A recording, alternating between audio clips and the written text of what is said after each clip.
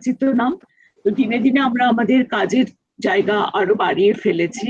হয়তো একটা সময় শুধু ট্যালেন্ট সার্চ এক্সামিনেশন দিয়ে যেটা শুরু হয়েছিল, সেটা পরবর্তীকালে আমরা নানা রকম সায়েন্স অ্যাক্টিভিটির সঙ্গে যুক্ত হয়েছি। আর আমরা এখন সাম্প্রতিককালে আমরা বিজ্ঞান প্রসারের সঙ্গে যুক্ত হওয়ার জন্য এই যে একটা আইডিয়া যে আমরা বাংলার মাধ্যমে আরো বেশি করে মানুষের কাছে বিজ্ঞানকে নিয়ে যাব, সেই জায়গাটা ভীষণভাবে ইম্পর্ট্যান্ট একটা জায়গা।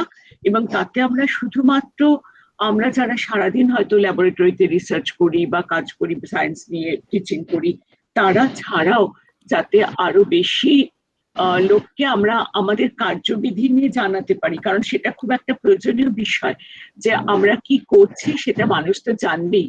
কারণ আফটার অল সমস্ত যত রিসার্চ হয়, যত গবেষণা হয়, সব কিন্তু জনগণেরই টাকা, আপনাদের টাকাতেই সবকিছু করা হয়। তো সেই জন্য আমাদের আজকে আমরা খুব সৌভাগ্যবান যে আমাদের সঙ্গে রয়েছে রাজশাহী ইউনিভার্সিটির থেকে biocuration specialist doctor Sutapa Ghosh. Doctor Sutapa Ghosh একটা খুব ইম্পর্ট্যান্ট কাজ করছেন তিনি, আরসিএসবি প্রোটিন ডেটা ব্যাংক। আমরা সবাই জানি যে এরকম ভাবে এখন ডিএনএ জিন data bank, protein data bank, এইগুলোর একটা ইন্টারন্যাশনাল ইম্পর্টেন্স রয়েছে। এবং সারা পৃথিবী থেকে যারা এই বিষয়গুলো নিয়ে কাজ করে, তারা তাদের ডেটাগুলো এই ব্যাংকগুলোতে সাবমিট করে এই ইন্টারন্যাশনাল ব্যাংকগুলোকে মেনটেন করা তাদের বায়োকিউরেশন স্পেশালিস্ট। মানে আমি জানি যে ডক্টর ঘোষকে ডেফিনেটলি এই কাজগুলো নিয়ে তার একটা বিরাট ইনভলভমেন্ট রয়েছে। আর আমার এই জায়গাটায় একাত্ম লাগে যে সুপর্ণদা বা সুতাপাদি, এরা সবাই আমার মতো, যে এরা সবাই বায়োফিজিক্স নিয়ে কাজকর্ম করেছেন একটা সময়। আমিও যেমন ফিজিক্স নিয়ে পড়াশোনা করে তারপর বায়োফিজিক্স এর কাজ করেছি, তেমনি সুতাপাদিও তার শুরু করেছিলেন প্রেসিডেন্সি কলেজ ফিজিক্স অনার্স থেকে। তারপর তিনি স্ট্রাকচারাল বায়োলজিস্ট হিসাবে নিজের ট্রেনিং হয়েছে এবং সাহা ইনস্টিটিউট অফ নিউক্লিয়ার ফিজিক্সে খুব স্ট্রং গ্রুপ ছিল তখন, X ray structural pharmaceutical molecules এর। সুতাপাদি প্রফেসর জে কে দত্তগুপ্তর কাছে কাজ করেছেন। হ্যাঁ হ্যাঁ হ্যাঁ, তাই না? আমি গ্রুপটা দেখে ভাবছিলাম যে এই কাজগুলো তো প্রফেসর জে কে দত্তগুপ্ত করতেন। তো সেই কাজগুলো তারা খুব একটা পাওয়ারফুল গ্রুপে তারা কাজ করেছেন এবং সেইভাবে কাজ করে তারপর বিভিন্ন সায়েন্টিফিক পাবলিকেশন এবং এইসবের মাধ্যমে তিনি তারপর ইউএসএ পোস্ট ডক্টরাল করতে যান। সেটা অনেক দিনের কথা, 2007 সাল থেকে তিনি ওখানে কাজ করছেন রাজশাহী ইউনিভার্সিটিতে। এবং সেখানে মানে এটা খুব ইম্পর্ট্যান্ট যে ফিজিক্সের কন্ট্রিবিউশন ইন বায়োলজি। মানে আগে একটা সময় সবাই আমরা বায়োলজিকে দেখতাম যে আমরা যখন ছোটবেলায় 9, 10, 11, 12 বায়োলজি পড়তাম, প্র্যাকটিক্যালি আমরা বায়োলজিকে ভালোবাসতে পারতাম না, যে মনে হতো শুধু ক্লাসিফিকেশন, শুধু ট্যাক্সোনমি, এই কি ধরনের সাবজেক্ট এরকম মনে হতো। কিন্তু তার পরবর্তী সময়ে ফিজিক্স কেমিস্ট্রির লোকেরা বায়োলজিকে অনেক অ্যানালিটিক্যাল মোডে নিয়ে গেছেন এবং তাদের কন্ট্রিবিউশন বায়োলজিকে অনেক এনরিচ করেছে। এবং আমরা জেনেছি যে আমাদের ফিজিওলজিক্যাল মলিকিউল গুলোর জায়গাতে কিভাবে বায়োলজি কে ফিজিক্যাল লস দিয়ে সেটাকে অ্যানালিসিস করা যায়, যার জন্য আমাদের থেরাপিউটিক্স বলুন, ড্রাগ ম্যানেজমেন্ট, এই সমস্ত কনসেপ্ট গুলোই এখন অনেক বদলে গেছে। আর সব থেকে বড় কথা, গত একটা বছর আমাদের সবার জীবন ভীষণভাবে বদলে গেছে। আমরা সবাই নিউ নর্মাল লাইফে এসে গেছি, হয়তো তার একটা সুফল হচ্ছে, নইলে আমরা এক্ষুনি এখানে সুতাপাদির লেকচারটা শুনতাম না। এই জায়গাটাতে আমরা এসে গেছি যে এখন দেশ বিদেশ সব জায়গা থেকেই ডিজিটাল প্ল্যাটফর্মে আমরা সবাই সবার সাথে কথা বলছি। আর সেই জায়গাটাতে এই যে ভাইরাসের রিসার্চটা কতটা ইম্পর্ট্যান্ট। আর আমরা সকলেই তো জানি যে কিভাবে ক্লাইমেট চেঞ্জ হচ্ছে, কিভাবে গ্লেসিয়ারে বরফ গলছে, তার সমস্ত ফলশ্রুতি কিন্তু নতুন নতুন ডিজিজের আউটব্রেক এবং ক্লাইমেট চেঞ্জের সঙ্গে অসম্ভবভাবে যুক্ত বিভিন্ন ধরনের ভাইরাল ডিজিজ। এবং আজকে শুধু কোভিড, SARS-CoV-2 নয়, আগামী দিনে কিন্তু আরো অনেক এই ধরনের দুরারোগ্য অসুখ বা যেগুলোর জন্য আমাদের অনেকভাবে লড়াই করতে হবে, অনেকভাবে তার প্রতিরোধকের জন্য আমাদের ভাবতে হবে। সেই জায়গায় দাঁড়িয়ে আজকে সুতাপাদি যে গবেষণা জায়গা থেকে বলবেন সেটা ভীষণ ইম্পর্ট্যান্ট। এবং ডক্টর ঘোষের সায়েন্টিফিক কন্ট্রিবিউশন আমাদের কাছে ভীষণ প্রচন্ড ইম্পর্ট্যান্ট। আর আজকে আমাদের যারা শ্রোতৃ মণ্ডলী রয়েছেন তারা সবাই আমি জানি তারা ভীষণ প্যাশনেট টুয়ার্ড সায়েন্স। তারা সকলে বিজ্ঞানের প্রতি অসম্ভব রকমের আগ্রহী, তাই জন্যই তারা ঠিক সময় মতো চলে আসেন আমাদের এই লেকচার শুনবার জন্য। সেই জন্য আমি তাদের সকলকে সুস্বাগতম জানাই। আর আমি ডক্টর সুতপা ঘোষকে অভিনন্দন জানাই যে তিনি এই কঠিন দায়িত্বটা পালন করছেন। আমি আমন্ত্রণ করছি ডক্টর ঘোষ, তার বক্তব্য শুরু করুন। থ্যাংক ইউ মৈত্রী। তাহলে আমি শুরু করছি। তো আমার স্লাইড আপনারা দেখতে পাচ্ছেন? হ্যাঁ হ্যাঁ। আচ্ছা, তো আজকে প্রথমেই ধন্যবাদ টু JBNSTS বিজ্ঞান প্রসার গ্রুপকে আমাকে এই সুযোগ দিয়েছেন কথা বলতে। আজকে আমি বলবো about the science of virus and vaccines, আর স্পেশাল ফোকাস হলো করোনা ভাইরাসের ওপর। তো আমরা এটা সবাই জানি যে এই 2019-এর শেষে এক ধরনের ইনফ্লুয়েঞ্জা ধরনের এক রকমের অসুখ দেখা যায় উহান, চায়নায়। তারপর আর্লি জানুয়ারিতে ওটা সায়েন্টিস্টরা আইডেন্টিফাই করে যে সার্স কোভি-2 বলে একটা ভাইরাস এই অসুখের জন্য দায়ী, এবং যে অসুখটা নাম হলো কোভিড-19। এবং আজকে স্ক্রিনে কিছুই আসছে না। কি আসছে না? স্ক্রিনে স্লাইডগুলো আসছে না। স্লাইডগুলো দেখা যাচ্ছে না? না, এক কোণায় অল্প দেখা যাচ্ছে, এক কোণায় অল্প। না, এবার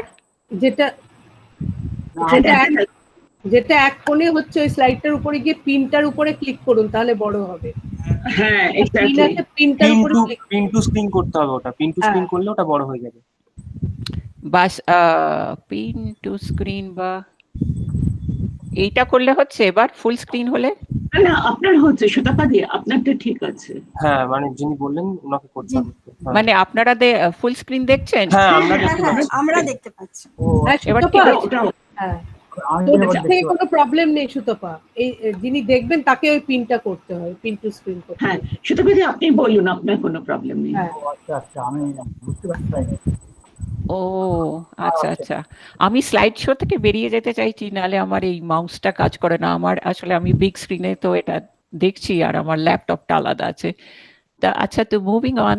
তারপর এই জানুয়ারিতেই এই ভাইরাসটা যে জেনেটিক যে সিকোয়েন্স, সেইটা সায়েন্টিস্টরা বার করে ফেলে। তারপরে তো আমরা জানি যে মার্চ, প্রায় 1 বছর আগে, ওয়ার্ল্ড হেলথ অর্গানাইজেশন এই অসুখটাকে গ্লোবাল প্যান্ডেমিক বলে ডিক্লেয়ার করে।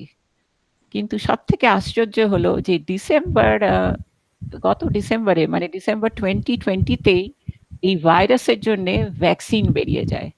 আমরা তো সবাই শুনেছি যে ভ্যাকসিন হতে 1.5 বছর, 2 বছর, 3 বছর এরকম সময় লাগে, কিন্তু মানে কি করে এত তাড়াতাড়ি এই ভ্যাকসিন তৈরি হয়ে গেল?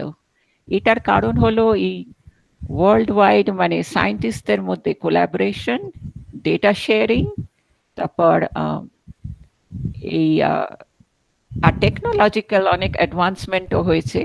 প্লাস তো আমাদের আগেও অনেক কিছু এর ব্যাকগ্রাউন্ডেও আমরা অনেক কাজ এগিয়ে নিয়েছি। দ্য কারেন্ট স্টেটাস হলো, আনফর্চুনেটলি এই মার্চে অবধি আমাদের ওয়ার্ল্ড ওয়াইড কেসেস হলো কোভিড-19-এর প্রায় 116 মিলিয়ন, আর এখান থেকে আমরা হারিয়েছি প্রায় 2.6 মিলিয়ন, আর লাকিলি 92 মিলিয়ন মতো রিকভার করেছে। আর অসুখটা এতই ছড়িয়েছে যে নাম্বার অফ কান্ট্রিজ বা টেরিটরিজ সেটা হচ্ছে 221। আচ্ছা, আমার এই স্ক্রিনে লেফট সাইডে একটা ড্রয়িং দেখাচ্ছি। এটা হলো ডেভিড গুডসেলের করা ফ্রম প্রোগ্রামিং। ডেভিড গুডসেল হলো RCSB পিডিবির একজন মেম্বার। তাই এই পেন্টিংটা দেখাচ্ছে এটা হলো একটা রেসপিরেটরি ড্রপলেট, মানে আমাদের হাঁচলে, কাশলে বা কথা বললে যার কোভিড-19 হয়েছে সেই ড্রপের কি চেহারা, তার একটা এটা একটা ড্রয়িং। এই পিঙ্কটা হলো এই ভাইরাসটা, আর গ্রিন হলো ওই রেসপিরেটরি ড্রপের মিউসিন, আর ব্লু গুলো হচ্ছে প্রোটিন, আর ব্রাউন যেটা দেখাচ্ছে ওটা হচ্ছে অ্যান্টিবডি। আচ্ছা, আজকে আমি যে আমার পয়েন্টার দেখতে পাচ্ছেন আপনারা? হ্যাঁ, হ্যাঁ দেখা হ্যাঁ যাচ্ছে। হ্যাঁ দেখা যাচ্ছে। আচ্ছা, তো আজকে আমি এইভাবে টকটা অর্গানাইজ করেছি যে প্রথমে আমি একটু প্রোটিন ডেটা ব্যাংক সম্বন্ধে বলবো, কারণ আজকে আমি যে ভাইরাসের সম্বন্ধে বলবো তার সঙ্গে এই এই ডেটাবেসের অনেক লিঙ্ক আছে, এর অনেক কন্ট্রিবিউশন আছে টু ওয়ের উই আর টুডে, আমরা যতটা জানি। তারপরে আমি কিছুটা মলিকিউলস অফ লাইফের কথা বলবো, তারপরে ইনফেকশাস এজেন্টস, তারপরে আমি একটা করোনা ভাইরাসের ইন্ট্রোডাকশন দেবো, দেন হাউ ভ্যাকসিনস কিভাবে কাজ করে, কত রকমের ভ্যাকসিনস আছে, আর 3-dimensional structures of এই যে সার্স কোভি যে ভাইরাসটা, তার যত প্রোটিন আছে তার কতগুলোর এই 3-dimensional স্ট্রাকচার বেরিয়েছে, আর ফাইনালি আমার কনক্লুশন। তো প্রোটিন ডেটা ব্যাংক হচ্ছে এটা একটা ইটস আ ডেটাবেস যেখানে বায়োলজিক্যাল ম্যাক্রোমলিকিউলের 3-dimensional স্ট্রাকচারস গুলো স্টোরড আছে। আর 3-dimensional স্ট্রাকচারস বলতে কি বোঝায়, মানে প্রতিটা অ্যাটমের XYZ পজিশন গুলো আমরা জানি। তো হতে পারে এক একটা বায়োলজিক্যাল মলিকিউলে আপনারা ভাবতে পারেন it can be anywhere from hundreds of atoms to 250,000, এবং সবার আমরা XYZ পজিশনটা জানি, তাহলে তার 3 ডাইমেনশনে কি তার স্ট্রাকচার আমরা সেটা জানি, এবং এটা জানার জন্য এটা আমাদের খুব হেল্প করে অনেক সলিউশন আমরা পেয়ে যাই এটা থেকে, আমরা অনেক কিছু বুঝতে পারি, ওর ফাংশন কিভাবে করে, আর এটা নিয়ে আমি আরো পরে বলবো। তা দিস প্রোটিন ডেটা ব্যাংক এটা হচ্ছে first open access digital data resource in biology. এখানে কি পাওয়া যায় এখানে প্রোটিনের structure, DNA structure, RNA, virus বা তাদের কমপ্লেক্সও পাওয়া যায়। আর আরেকটা জিনিস হলো যে প্রোটিন ডেটা ব্যাংক এটা হলো ফ্রিলি অ্যাক্সেসেবল টু এনিওয়ান, যার ইন্টারনেটের অ্যাক্সেস আছে সেই এখানে গিয়ে স্টাডি করতে পারে। It is free, there is no charge. আচ্ছা, আর যে স্ট্রাকচারগুলো ওখানে পাওয়া যায় সেগুলো থিওরিটিক্যাল না, সেগুলো সব এক্সপেরিমেন্টালি ডিটারমিন করেছে সায়েন্টিস্টরা ডিফারেন্ট মেথড দিয়ে, যেমন এক্সরে ক্রিস্টালোগ্রাফি, এনএমআর, আর এখন খুব ক্রায়ো ইলেকট্রন মাইক্রোস্কোপির স্ট্রাকচার আমরা পাচ্ছি। আর এই প্রোটিন ডেটা ব্যাংক হচ্ছে managed by the world wide PDB partnership. এখানে আমরা আছি, ইংল্যান্ডে একটা গ্রুপ আছে, জাপানে একটা গ্রুপ আছে, আর উইসকনসিনে একটা এনএমআর গ্রুপ আছে। তো যেটা বলছিলাম আর কি, যে আমাদের এই PDB data it's used by hundreds of many other secondary databases. এরা আমাদের PDB থেকে ডেটা ইউজ করে তাদের যা মিশন সেটা তারা প্রজেক্ট করে। যেমন একটা আছে ডেটাবেস, ধরুন মেটাল PDB, ওরা সব মেটাল কন্টেনিং প্রোটিন বা ডিএনএ এরা নিয়ে সেগুলোকে ওরা ওদের ডেটাবেসে মেটালের ইম্পর্টেন্স দিয়ে ওরা ওটাকে প্রজেক্ট করে। তা এই PDB-তে আমরা দেখেছি, এটা আমাদের কাছে স্ট্যাটিস্টিক্স আছে, যে মিলিয়ন্স অফ ইউজার্স আসে আমাদের ওয়েবসাইটে এখানে to get answers like fundamental questions in biology, energy and biomedicine. এই ডেটাবেসটা has a enormous impact। এই যে আজকে আমরা যে এত জানি বায়োলজিক্যাল মলিকিউল তারা কিভাবে ফাংশন করে, এর একটা প্রোটিন ডেটা ব্যাংকের একটা বিরাট রোল আছে। তো কি বললাম, এটা তো 1971-এ যখন এস্টাবলিশড হয়েছিল তখন মোটে 7খানা এক্সরে স্ট্রাকচার ছিল। তো আজকে দিস ইয়ার আমরা আমাদের 50th অ্যানিভার্সারি, আমরা 50 ইয়ার্স সেলিব্রেট করছি। আর আজ আমাদের ডেটাবেসে প্রায় more than 170,000 validated and curated structures পাওয়া যাচ্ছে। আর এখানে কিছু ফার্স্ট এক্সাম্পলস আমি এখানে ছবি দিয়েছি। 1976-এ ফার্স্ট প্রোটিন স্ট্রাকচার বেরোয়, এটা হলো মায়োগ্লোবিন। 78-এ টিআরএনএ, 81-এ বিডিএনএ, 84-এ ফার্স্ট ভাইরাস স্ট্রাকচার বেরোয়, টমেটো বুশি কি হলো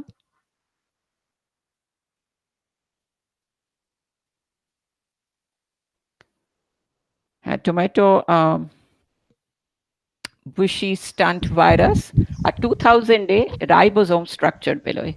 রাইবোজোম হলো আমাদের সেলে, এটা হলো প্রোটিন ম্যানুফ্যাকচারিং আর কি ফ্যাক্টরি বলা যেতে পারে।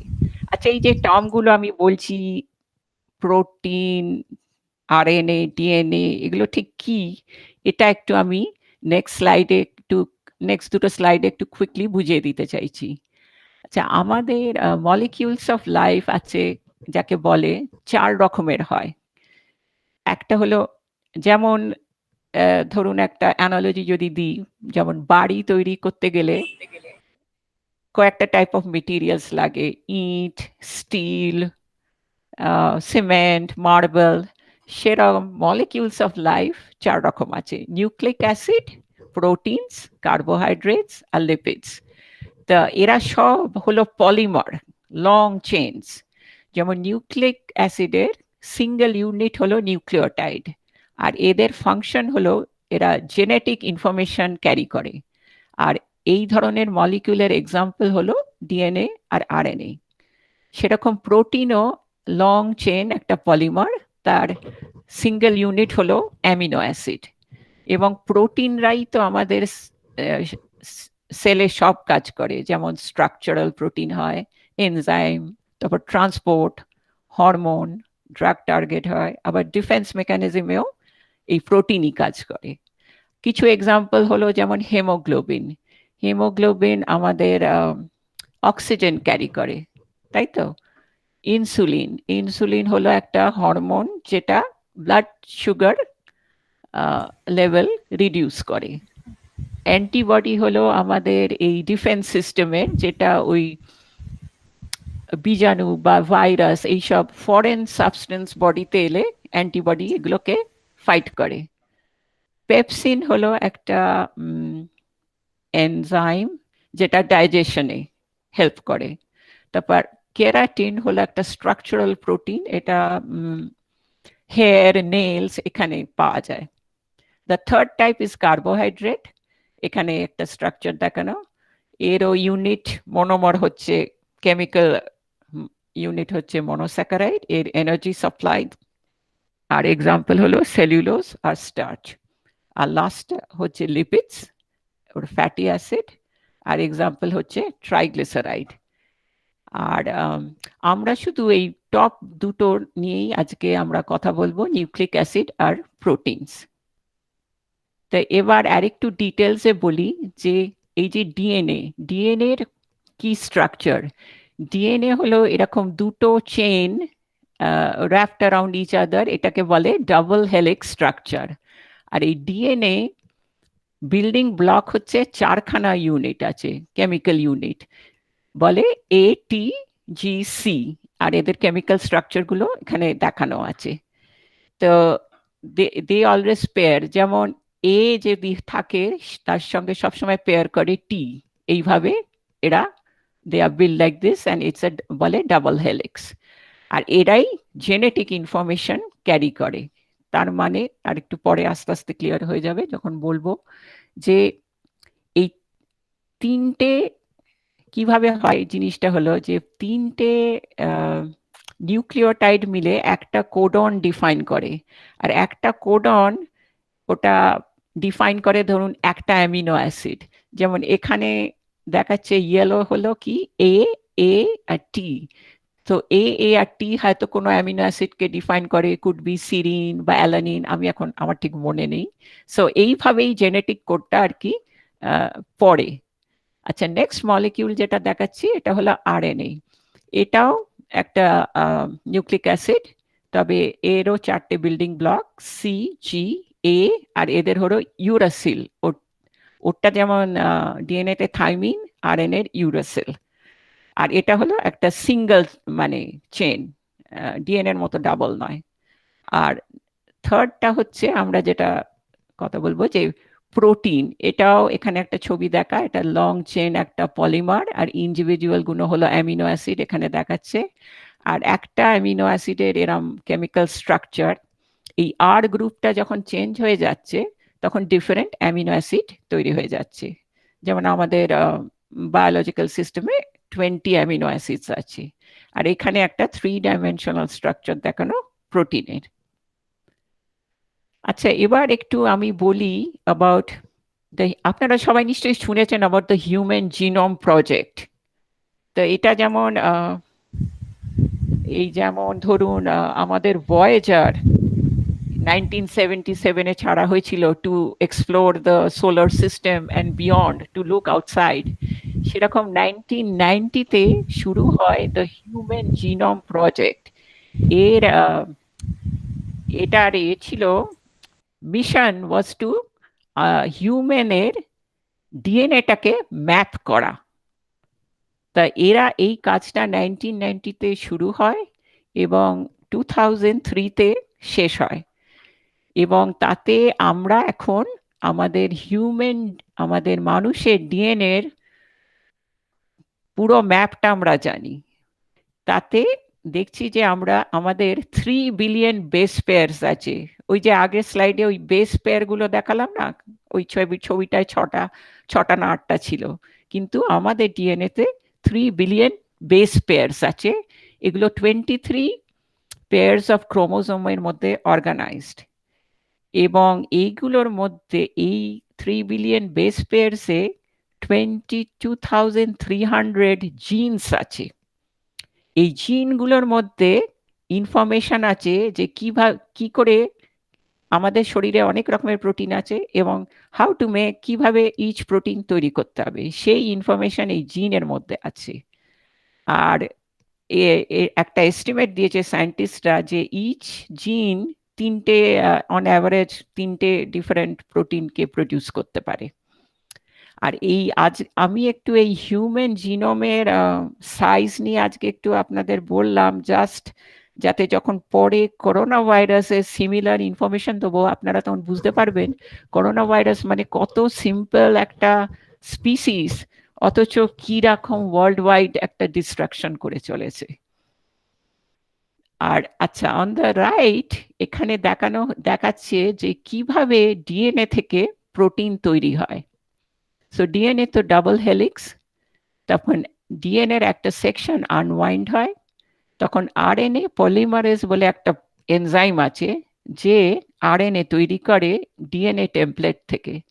তো ও তখন এই ডিএনএ এর এই একটা বেস পেয়ারকে পড়ে, এ টি জি সি কি আছে তার কমপ্লিমেন্টারি জিনিসটা আরএনএ তে তৈরি হচ্ছে, ওইটা পিঙ্ক স্ট্র্যান্ডটা দিয়ে একে মেসেঞ্জার আরএনএ বলে।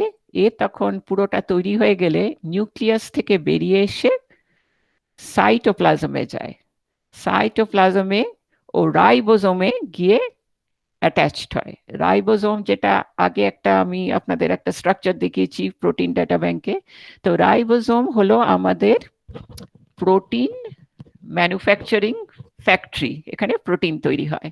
তো মেসেঞ্জার আরএনএ এসে রাইবোজোমে আসে, দিয়ে এবার আরেকটা তখন আরএনএ আছে বলে ট্রান্সফার আরএনএ, সে তখন ওই কোডটাকে পড়ে, ইচ 3টে করে কোড লেটার পড়ে, আর তার করেসপন্ডিং অ্যামিনো অ্যাসিডটাকে এনে এরকম জুড়ে জুড়ে জুড়ে জুড়ে লাগিয়ে দেয়। এরকম করতে করতে টিল এন্ডটা আসে। তো এইভাবে আমরা দেখছি যে ডিএনএ থেকে প্রোটিন তৈরি হচ্ছে। না, এবার একটু আমি ইনফেকশাস এজেন্টের কথা বলি, যে কত ধরনের ইনফেকশাস এজেন্ট আছে যারা আজকে আমাদের মানুষের মধ্যে অসুখ বিসুখ ছড়াচ্ছে। তো নাম্বার 1 হলো ভাইরাস। এরা হলো সব থেকে বড় গ্রুপ, এদের মানে ভ্যারাইটি অফ ভাইরাস আছে। আমি এখানে কয়েকটা এক্সাম্পল দিয়েছি, করোনা ভাইরাস, ইবোলা, ডেঙ্গি, এবং এরা কি ধরনের ডিজিজ অসুখ বিসুখ করায় সেটা ওই লাস্ট রোতে লেখা আছে কলমে।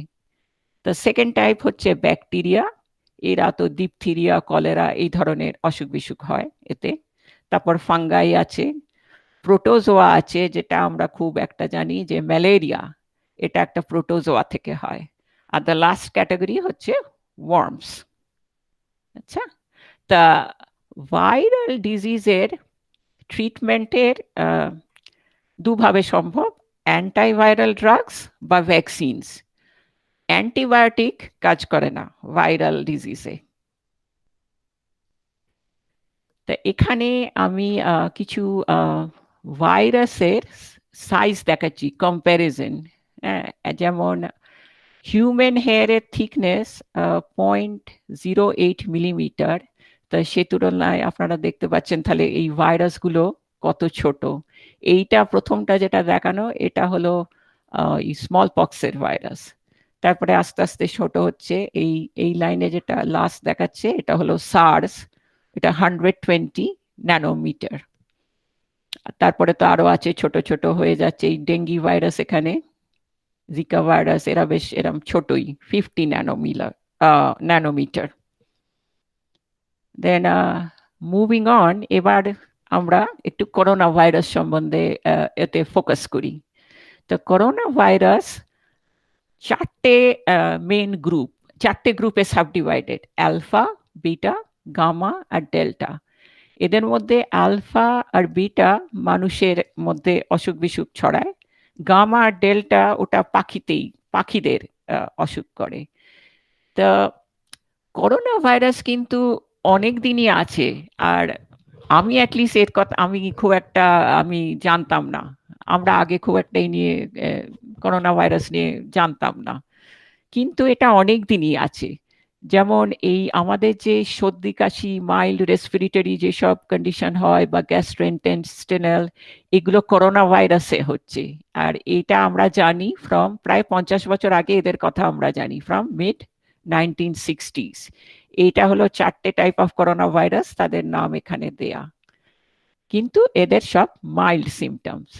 তারপরে মেজর এই শুরু হয় যখন সার্স কোভি দেখা যায় ইয়ার 2000-এ চায়নাতে।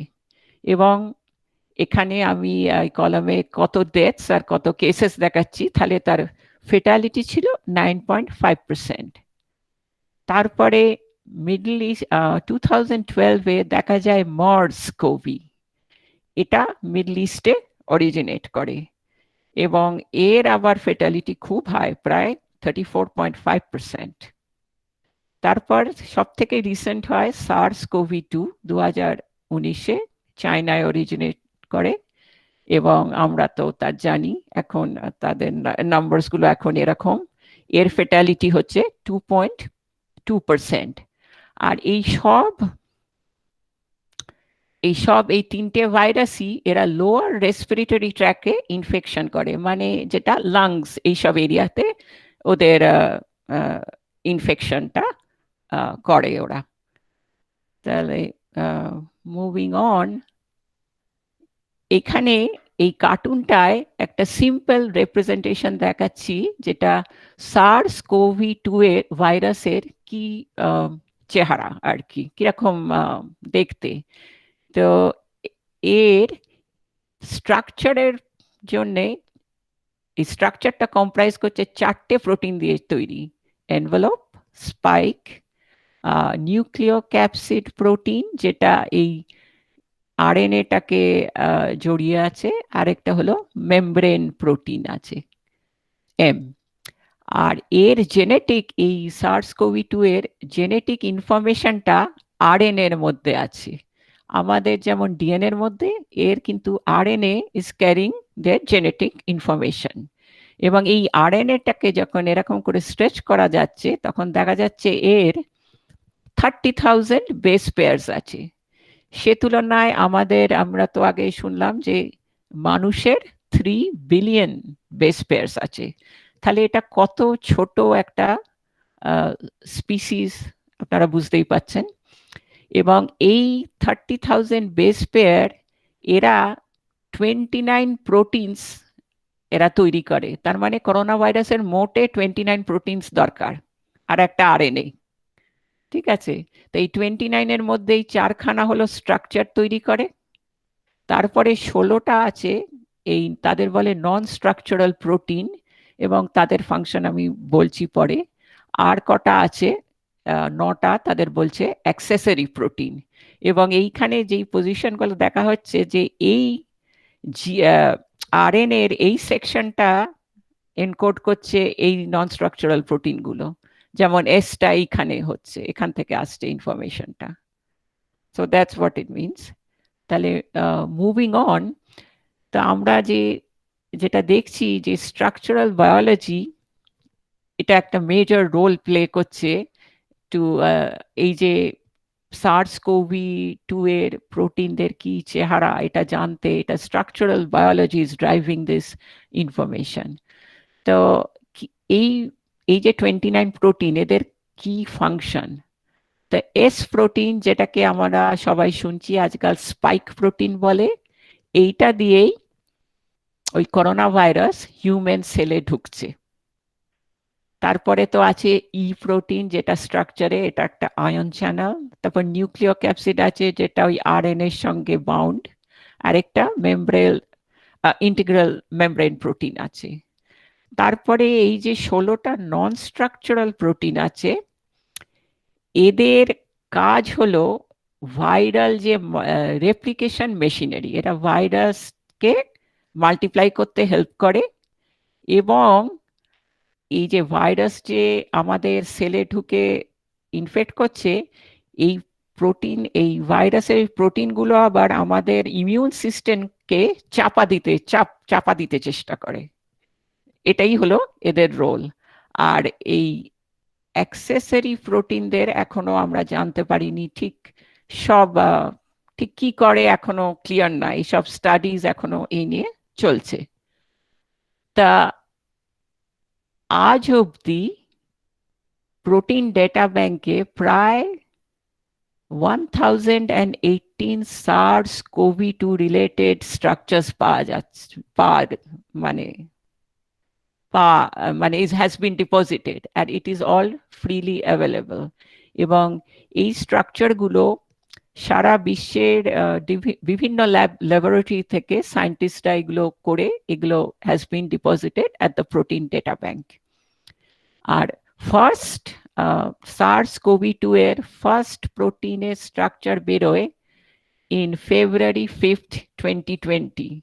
তাহলে কত ফাস্ট হয়ে গেছে আপনারা বুঝতে পারছেন যে জানুয়ারির প্রথমে ওর সিকোয়েন্স জানা যায়, এবং 5th February ওদের মেন যে প্রোটিয়েস, সেই একটা ছোট পিসের, সেটা বোধহয় NSP12 হবে না, NSP5, এই স্ট্রাকচারটা বেরিয়ে যায় in February 5th, within 1 month। আর আগেকার দিনে মানে অনেক সময় লাগতো একটা প্রোটিনের স্ট্রাকচার বার করতে, মানে years, it use to take years. এখন এত টেকনোলজিক্যালি অ্যাডভান্সমেন্ট হয়েছে যে এখন এগুলো সব খুব কুইক। আচ্ছা, তো মুভিং অন, এবার ভাইরাল লাইফ সাইকেল সম্বন্ধে বলি। এইটা লেফটে এই পিকচারটা দেখানো যে ভাইরাস কি করে। তো এইখানে একটা করোনা ভাইরাসের ছবি দেখানো। তো প্রথমে হলো করোনা ভাইরাস এসে আমাদের হিউম্যান সেলে কাছে এলো, এবং এই স্পাইক প্রোটিন, যেগুলো এই রেড এগুলো, এরা এসে হিউম্যান সেলে ACE2 রিসেপ্টরে এসে ওটা বাইন্ড করে। আচ্ছা, ACE2 হলো ACE2 এই প্রোটিনটা, এটা লাং টিস্যুতে না খুব হাই কনসেন্ট্রেশনে পাওয়া যায়। তাই জন্যেই এই ভাইরাসটা লাং ইনফেকশন, মানে লোয়ার রেসপিরেটরি ট্র্যাক ইনফেকশন করছে। তা কি হলো, তা ACE2 বাইন্ড করলো, করে ও সেলের আমাদের এই যে গ্রেটা, এটা হলো হিউম্যান সেলের মধ্যে ঢুকে এলো।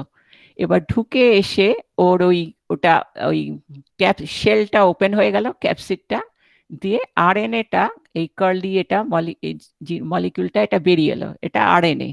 এবং আরএনএ যেই বেরিয়ে এলো, ও গিয়ে তখন আমাদের হিউম্যান সেলের রাইবোজোমকে হাইজ্যাক করলো।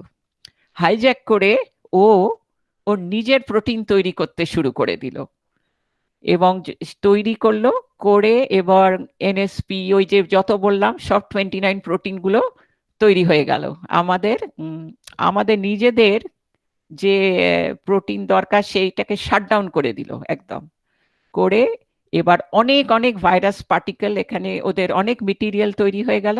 এবার 4th স্টেজে ওই ভাইরাস এবার অ্যাসেম্বল করতে শুরু করলো এরকম করে করে। এবং এখানে একটা ছবি দেখানো, কিন্তু এখানে এই সেলের এই 4th স্টেজে কিন্তু অনেক ভাইরাস তৈরি হয়ে যাচ্ছে, এবং লাস্ট স্টেজ এই ভাইরাসটা সেল থেকে বেরিয়ে আসছে। সেলটা তো তখন মরেই গেছে ইনফেক্টেড হয়ে, এবং ভাইরাসটা সেল থেকে বেরিয়ে এসে এবার আবার গিয়ে আশেপাশে সব ডিফারেন্ট সেলকে, তখন তো হাজারে হাজারে বেরিয়ে আসছে, এসে নেক্সট সেট অফ সেলকে আবার ওরা অ্যাটাক করে। এই সাইকেল ওরা রিপিট করতে করতে এইভাবেই ওরা আমাদের এই ইনফেকশনটা আমাদের ধরাচ্ছে। তা অন দ্য রাইট সাইড একটা ক্রিস্টাল, না এটা একটা ক্রায়ো ইএম স্ট্রাকচার অফ, এই যে এখানে যে দেখাচ্ছি না, এই যে spike protein bound to ACE2, এইটা হলো তার একটা ক্রায়ো ইএম স্ট্রাকচার। তো টপে যেটা, এটা হলো ওই receptor binding part of the spike protein, আর এই যেগুলো ব্লুইশ পার্পলিশ এটা হলো ACE2 প্রোটিন। আর এটা থার্ডটা, এটা একটা ইম্পর্টেন্ট না, এটা সায়েন্টিস্টরা ইউজ করেছে to stabilise the structure of the protein. তা এখানে ওই একই জিনিসই আমি দেখাচ্ছি এখানে, এটা একটা ভিডিও দেখাবো। এই ইয়েলোটা হচ্ছে আপনাদের দ্য স্পাইক প্রোটিন, পিঙ্কটা হচ্ছে এস, আর এই গ্রেটা হচ্ছে ওই অন্যান্য প্রোটিনটা। আর এখানে এই যে ফাইন, একটাতেই আমি এটা দেখিয়েছি, এই যে ফাইন লাইন্স গুলো দেখছেন, এগুলো হচ্ছে অ্যাকচুয়াল অ্যামিনো অ্যাসিড, কোথায় কোনটা প্রেজেন্ট। যেগুলো পিঙ্ক সেগুলো S2 এর, যেগুলো অরেঞ্জ সেগুলো হলো স্পাইক প্রোটিন থেকে আসছে, এবং এরা আপনারা দেখুন এরা ক্লোজলি ইন্টারাক্ট করছে উইথ ইচ আদার। তো এইভাবেই তো ইন্টারাক্ট করে ঢুকছে আমাদের আর কি শরীরে। দেন আচ্ছা, দেন মুভিং অন। আচ্ছা, এবার যদি আমরা ফিরে যাই ধরুন আর্লি 2020, তখন গ্লোবাল প্যান্ডামিক, তখন আমাদের হাতে কোনো SARS-CoV-2 ট্রিট করার অ্যান্টিভাইরাল ড্রাগ নেই, আর আমাদের কাছে ভ্যাকসিনও নেই ফর দিস। তাহলে তখন কিন্তু কাতারে কাতারে লোক তো হসপিটালে, তখন তাদের তো ট্রিট করতে হবে। তো কিভাবে তাদের ট্রিটমেন্ট চলছিল, এখানে কিছু ওষুধের নাম দেওয়া হয়েছে, সেইগুলো ইউজড হয়েছিল। কিন্তু এই এই ওষুধগুলো নেওয়া হয়েছিল এই ভেবে যে এইখানে এই যে রাইট সাইডে আবার ওই ভাইরাসের লাইফ সাইকেল দেখানো, এবং এই ওষুধগুলো দেয়া থট যে কিছু কিছু অ্যান্টিভাইরাল আছে যেগুলো এই এক একটা প্রসেসকে না ব্লক করে, যেমন RNA-টাকে রেপ্লিকেট করতে ব্লক করে রেমডেসিভির, এটা কিন্তু অন্য ভাইরাসে এগুলো ক্লোরোকুইন এই কিছু একটা অ্যাসেম্বলি বা কিছু বন্ধ করে। এরম সব ক্যামোস্ট্যাট আছে যেগুলো হয়তো এন্ট্রিতে বন্ধ করবে। তো তখন আমরা তো তখন ডেসপারেট ছিলাম, আমাদের তো বাঁচাতে হবে পেশেন্টের। তখন ডক্টরস ওয়ার ট্রাইং এই সব ওষুধগুলো ইউজড হচ্ছিল। এইগুলো মেজরিটি হলো অ্যান্টিভাইরাল, বাট ফর অন্যান্য virus, not for corona virus. আর একটা তার মধ্যে তো আছে হাইড্রক্সিক্লোরোকুইন, এটা অ্যান্টিভাইরাল না, এটা ম্যালেরিয়ার।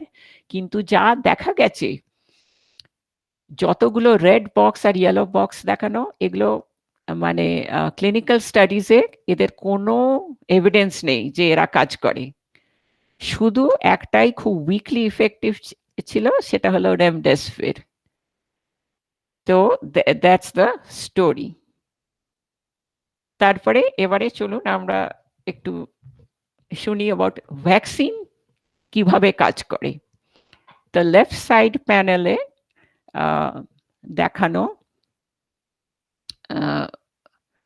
যে ভ্যাকসিনের মেন কাজ হচ্ছে আমাদের ইমিউন সিস্টেমকে চিনিয়ে দেয়া যে একটা বাইরের যখন একটা কোনো জীবাণু আসে তার চেহারাটা কেমন।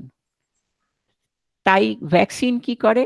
ভ্যাকসিন আসলে একটা মিমিক করে একটা পার্ট অফ দ্যাট এজেন্ট, যেমন ভাইরাসের একটা পার্টকে নিয়ে সেটাই ভ্যাকসিন তৈরি হচ্ছে। এবার এই ভ্যাকসিনটা যখন আমাদের শরীরে ঢুকছে, আমাদের ইমিউন সিস্টেম তখন চিনতে পারে যে ওটা বাইরের ইনফেকশাস এজেন্ট এবং তখন ওকে অ্যাটাক করে ডিস্ট্রয় করে দেয়। যেমন দেখুন মিজলস তো অনেক দিনই এখানে মানে মানুষের মধ্যে এই দেখা দিয়েছে। তাই যার মিজলস হয়েছে তাদের এই অ্যান্টিবডি তৈরি হয়ে গেছে। সেকেন্ড টাইম আবার সে মিজলসে ইনফেক্টেড হলে ওই অ্যান্টিবডি রেডি, তখন আর তার সাংঘাতিকভাবে অসুখ বিসুখ করবে না। যেমন চিকেন পক্স একবারই হবে, তারপর অ্যান্টিবডি তৈরি হয়ে গেছে, আর হবে না। এখন ফ্লুটা তো ভাইরাসটা মিউটেট করে, তাই আমাদের তো ভ্যাকসিন নিয়ে যেতেই হয়। কিন্তু কি হয় যখন নতুন একটা প্যাথোজেন আসে লাইক SARS-CoV-2, তখন তো তার অ্যান্টিবডি নেই। তখন আমরা ওই তখন কি পেশেন্টস গেট ভেরি সিক। আচ্ছা, এই রাইট সাইডে এবার আমি একটা ছবি দেখিয়েছি যে আমাদের ইমিউন সিস্টেম কিভাবে কাজ করে। তো প্রথমে হলো এই যে রেড, এটা দেখানো একটা ভাইরাস, ও যখন আমাদের সিস্টেমে ঢুকছে তখন এই অ্যান্টিজেন প্রেজেন্টিং সেল বলে এক রকমের সেল আছে, সেখানে ও ঢুকছে। সেটা ওখানে ঢুকতেই ওটা ছোট ছোট বিটস অ্যান্ড পিসেসে ও টুকরো টুকরো হয়ে যাচ্ছে। টুকরো হবার পর এবার এই সেলটা কি করছে, ওখান থেকে একটা পিস নিয়ে ও বাইরে ওটাকে ডিসপ্লে করছে।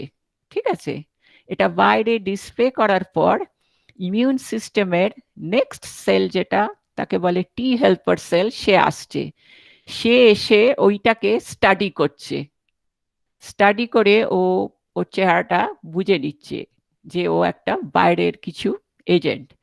টি সেল তখন আরো দুটো সেলকে ইনফরমেশন পাঠাচ্ছে, একটাকে বলে বি সেল, একটাকে বলে সাইটোটক্সিক টি সেল।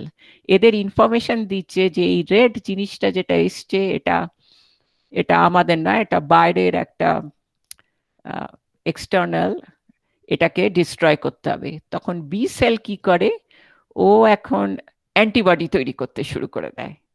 এখন অ্যান্টিবডি তখন গিয়ে এই ভাইরাসের এই আউটার সারফেসে লেগে যায় এবং আটকে গেলেই তখন এই ভাইরাসটা আবার নতুন সেলকে গিয়ে ইনফেক্ট করতে পারছে না, কারণ ওর পথটা বন্ধ করে দিচ্ছে। আর এই সাইটোটক্সিক টি সেল কি করে, ধরুন এটা একটা হিউম্যান সেল, এখানে অনেক ভাইরাস ঢুকে গেছে, দিয়ে এটা ইনফেক্টেড হয়ে গেছে সেলটা। সাইটোটক্সিক টি সেল তাদের চিনতে পারে, চিনে তাদের মার্ক ডাউন করে ফর ডিস্ট্রাকশন। এবার ওয়ান্স এই প্রসেসটা কমপ্লিট হয়ে গেল, আমাদের মধ্যে ইমিউন সিস্টেমে মেমরি তৈরি হয়ে গেল, লং লিভড। এই মেমরিটা অনেক বছরের পর মানে মাসের পর মাস, বছরের পর বছর থাকে। এই B cell, T cell and cytotoxic T cell এই চেহারাটা, এই যে এক্সটার্নাল যে এজেন্টটা আসছে তার চেহারাটা, they will remember this for years. যে এইভাবেই আমরা আর কি প্রোটেকশন পাই ফ্রম ডিজিজ। কিন্তু যখন একটা নতুন জীবাণু আসে তখন তো আমাদের ইমিউন সিস্টেম প্রিপেয়ার্ড না, তাই জন্যই আমরা দেখছি যে এত ইজিলি এই করোনা ভাইরাস স্প্রেড করেছে। আচ্ছা, ভ্যাকসিন, এটা তো আমি রাইট সাইডে একটা কলামে দেখিয়েছি যে আমাদের কত রকমের অসুখের জন্য আমাদের ভ্যাকসিন আছে এবং লিস্টটা খুব বড়। আপনারা দেখুন, চিকেন পক্স থেকে blah blah to goes on to yellow fever. আর আমরা এটা সবাই ছোটবেলায় কয়েকটা ইম্পর্টেন্ট এগুলো হাইলাইটস গুলো বলি, যেমন আমরা সবাই ছোটবেলায় পড়েছি 1796-এ এডওয়ার্ড জেনার স্মল পক্সের ভ্যাকসিন বার করে। তারপর 1885-এ লুইস প্যাস্চার রেবিজের, আর খুব রিসেন্ট বলতে পারেন জনাস সল্ক পোলিও ভাইরাসের ভ্যাকসিন বার করেন। তো দেন মুভিং অন, আমাকে বলা হয়েছে যে ইন্ডিয়ার যে ভ্যাকসিন দেয়া হচ্ছে কোভিশিল্ড আর কোভ্যাক্সিন, তার সম্বন্ধে একটু বলতে, এবং ট্রেডিশনাল ভ্যাকসিন কি এবং কিভাবে তৈরি হয় সেটা নিয়ে বলতে। তো সেটা নিয়ে আমি একটু ইন্ট্রোডাক্টরি একটু কিছু বলছি, যে ইন্ডিয়া কিন্তু বেশ well known for making vaccine, মানে 60% অফ দ্য ওয়ার্ল্ডস ভ্যাকসিন ইন্ডিয়াতে তৈরি হয়। আর কারেন্টলি ইন্ডিয়া দুটো কোভিড-19 ভ্যাকসিন অ্যাপ্রুভ করেছে, একটার নাম কোভিশিল্ড আপনারা তো জানেন, আরেকটা কোভ্যাক্সিন। তো কোভিশিল্ড হচ্ছে, এটা অক্সফোর্ড আর অ্যাস্ট্রাজেনেকার ভ্যাকসিন, এটা ইউকেতে ডেভেলপড হয়েছে। এখন তো লোকালি আপনাদের সেরাম ইনস্টিটিউট অফ ইন্ডিয়াতে এটা তৈরি হচ্ছে।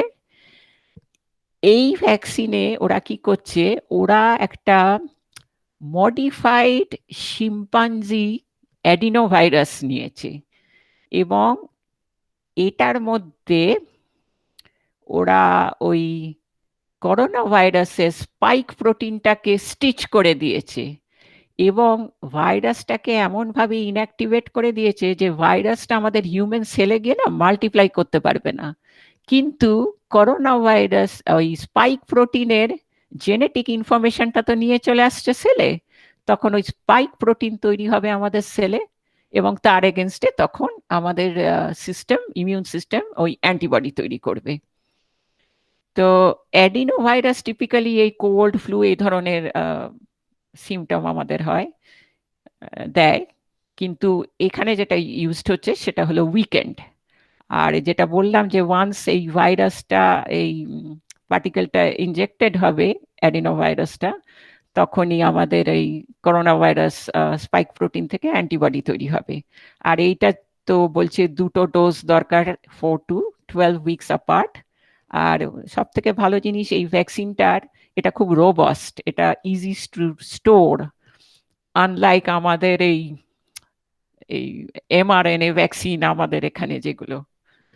আচ্ছা, আর সেকেন্ডটা হচ্ছে কোভ্যাক্সিন, এটা locally made by Bharat Biotech. তো ভারত বায়োটেক একটা 24-year-old কোম্পানি, ভ্যাকসিন মেকার।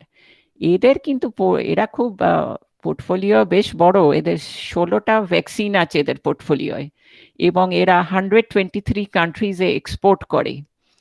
আর এরা যে ভ্যাকসিনটা তৈরি করেছে সেটা ফ্রম ইনঅ্যাক্টিভেটেড করোনা ভাইরাস নিয়ে, এবং সেটা ওরা ন্যাশনাল ইনস্টিটিউট অফ ভাইরোলজি থেকে সেই ভাইরাসটা ওরা পেয়েছে, এবং এটা ইনঅ্যাক্টিভেটেড। এটা যখন ইনজেক্টেড হচ্ছে, আমাদের ইমিউন সিস্টেম ওই অ্যান্টিবডি তৈরি করছে এগেনস্ট দ্য ডেড ভাইরাস, ঠিক আছে।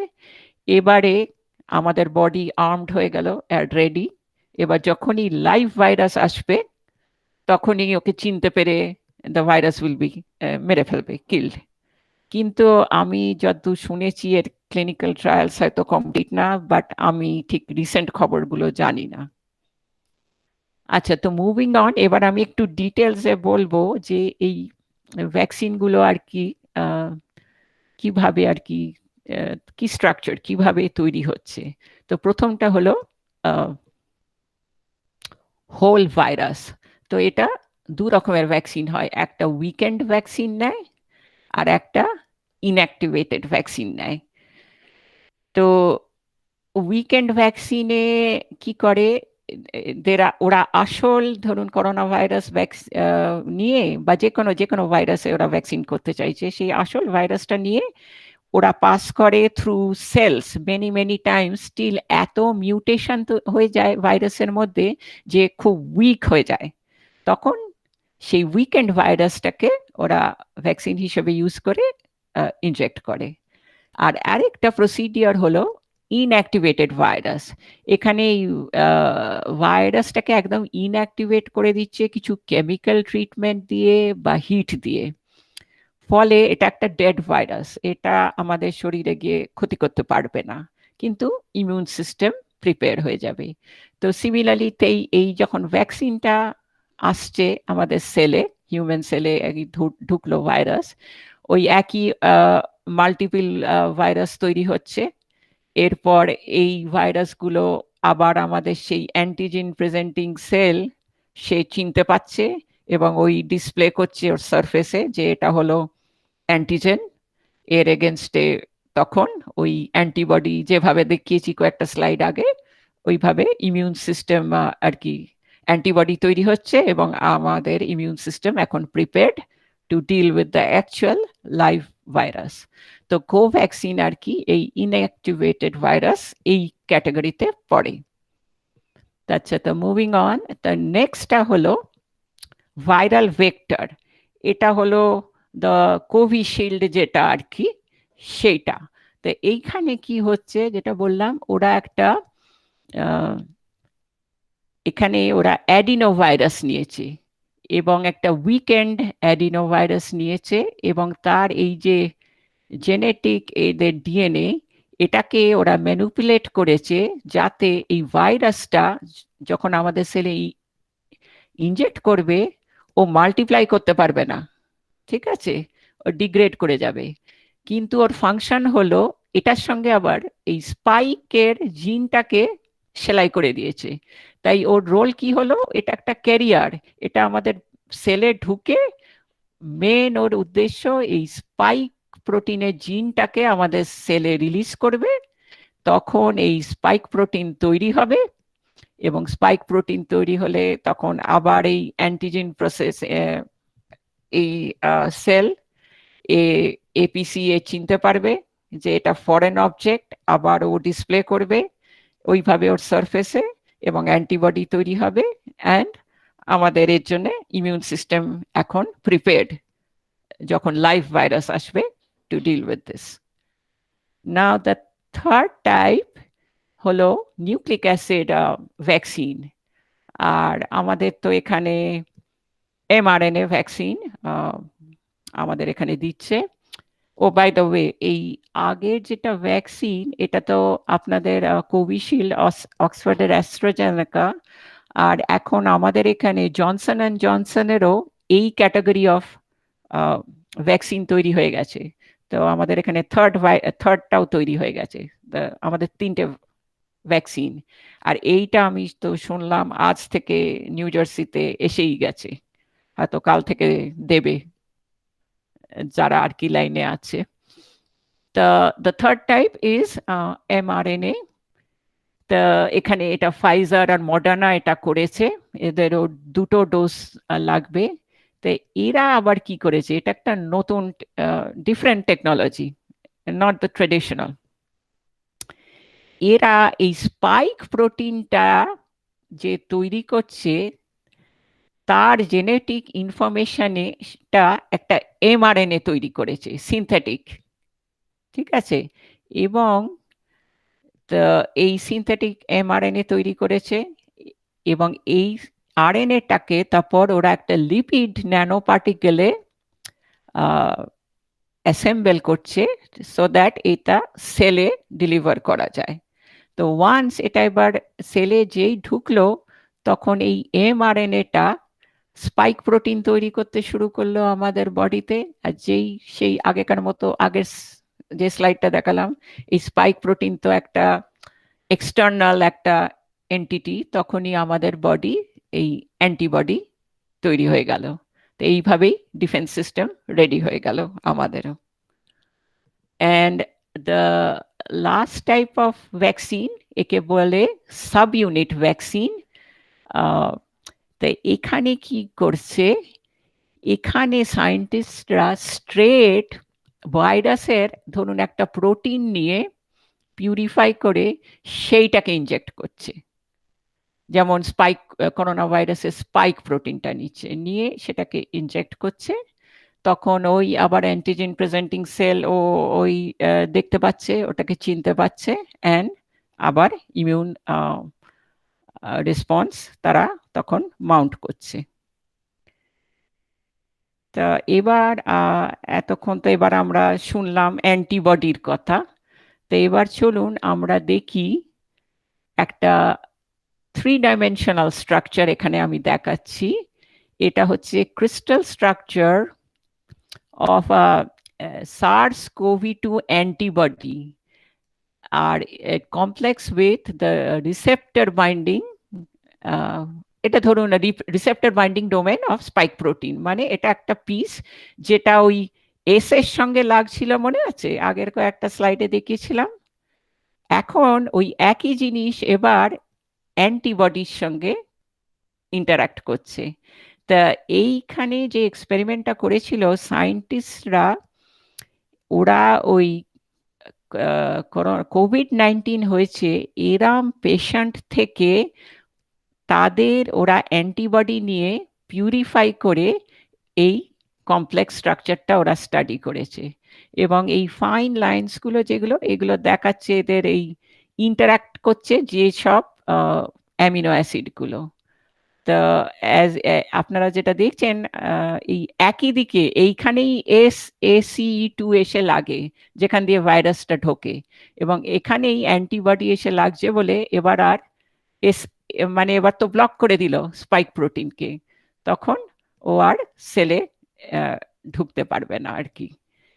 তো এটা আর কি ওই একটা ভিডিও দেখাচ্ছে the interaction between the spike protein and an antibody.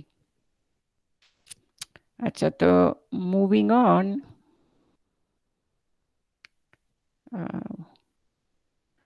আচ্ছা এতক্ষণ তো আমরা ভ্যাকসিন সম্বন্ধে কথাবার্তা বললাম, শুনলাম।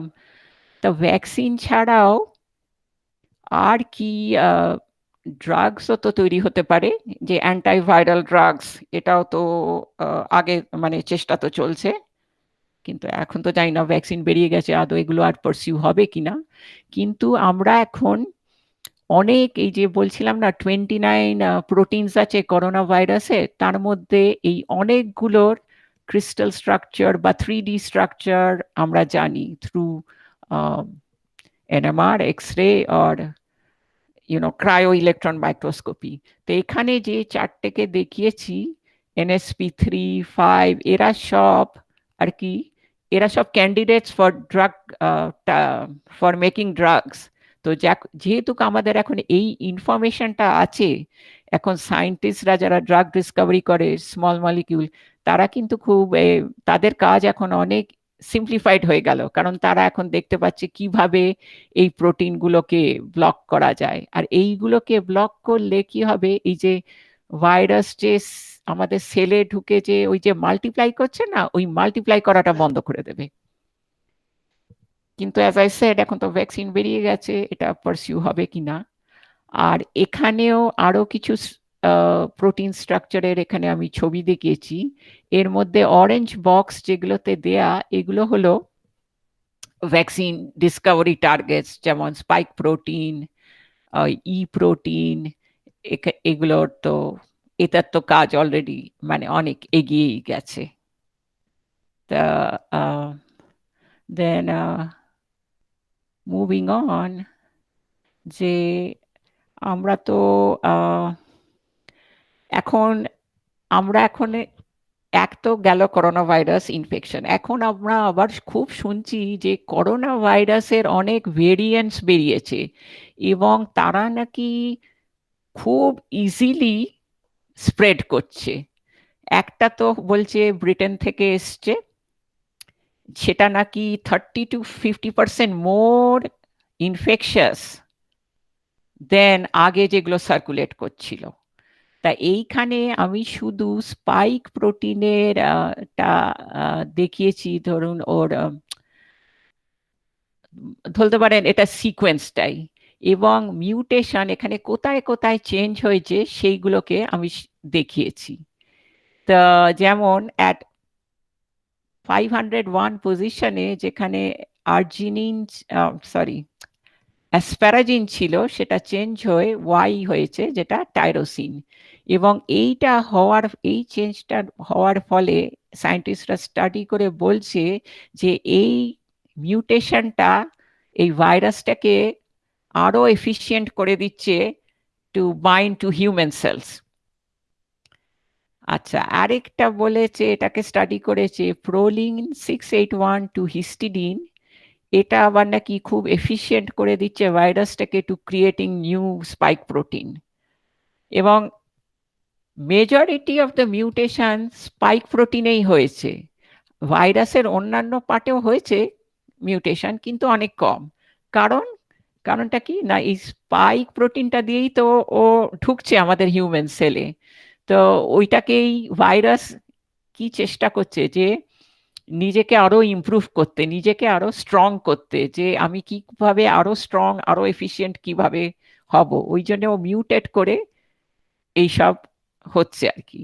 আরেকটা স্ট্রেন হলো সাউথ আফ্রিকায়, এটা তো বলছে নাকি লেস প্রোটেকশন এগেনস্ট ভ্যাকসিন, এবং এর কি কি মিউটেশন দেখা গেছে সেটা এখানে লিস্টেড।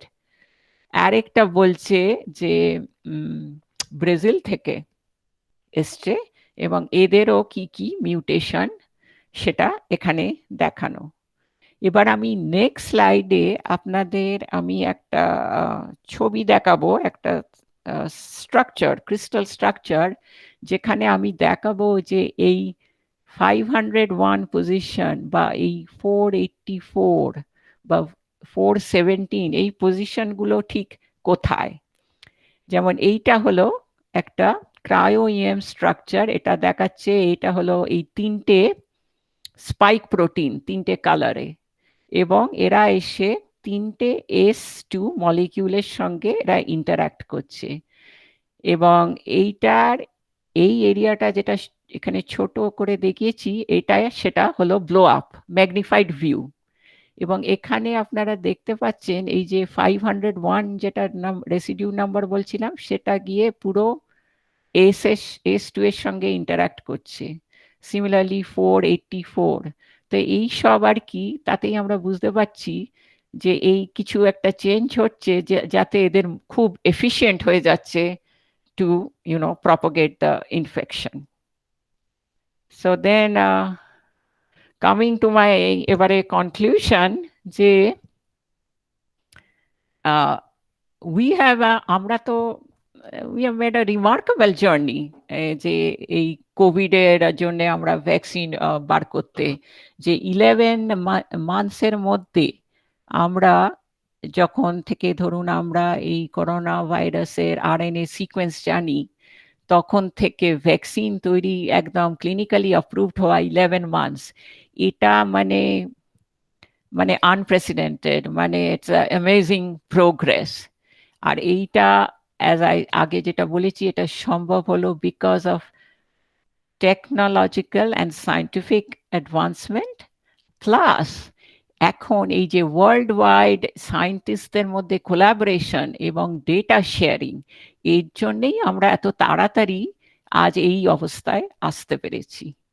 কিন্তু কিছু জিনিস আমাদের মনে রাখতে হবে, যে ভ্যাকসিন হলেও এই ভাইরাস এখনো মিউটেট করছে, এবং আমাদের সেভারেল ভেরিয়েন্টস তো এখন দেখাই যাচ্ছে যেগুলো সার্কুলেট করছে। তাই মানে আমরা ভ্যাকসিন পেয়ে গেলেও কিন্তু আমাদের স্টিল কেয়ারফুল থাকতে হবে। হ্যাঁ, কারণ আর আমাদের কারণ ভ্যাকসিন পেলেও কারুর হয়তো করোনা তাকে ইনফেক্ট করতে পারে, কিন্তু তার কোনো সিমটম থাকবে না, কিন্তু সে তো গিয়ে অন্য কাউকে ইনফেক্ট করতে পারে, সাম ওল্ডার পারসন, বা তার কোনো ডায়াবেটিস আছে বা ভারী অসুখ আছে, এটা তো স্প্রেড করতেই পারে। তাই জন্য ভ্যাকসিন পেলেও খুব কেয়ারফুল থাকতে হবে যে ভাইরাস জানো না গেন আপার হ্যান্ড। তাই জন্য আমাদের যে ইনফেকশাস ডিজিজ এক্সপার্টস যা বলছে আমাদের, সেটা আমাদের এখনো মনে রাখতে হবে এবং সেই গাইডলাইন্স ফলো করতে হবে। ওরা যে বলছে যে মাস্ক পরো, সোপ দিয়ে হাত ধো, সাবান দিয়ে হাত ধো, আর পারলে সোশ্যাল ডিস্টেন্সিং রাখো, তো এইগুলো আমাদের এখনো মেনে চলতে হবে। আর এই শেষ করার আগে আমি আপনাদের একটা ছোট্ট ভিডিও দেখাবো। এটাও পিডিবিতে আমরা আমাদের তৈরি করেছে। এখানে দেখাচ্ছে যে করোনা, এই যে সোপ দিয়ে হাত, আমরা যখন সাবান দিয়ে হাত ধুই তখন করোনা ভাইরাসের কি অবস্থা হয়। তো দেখি, শুনতে পাচ্ছেন?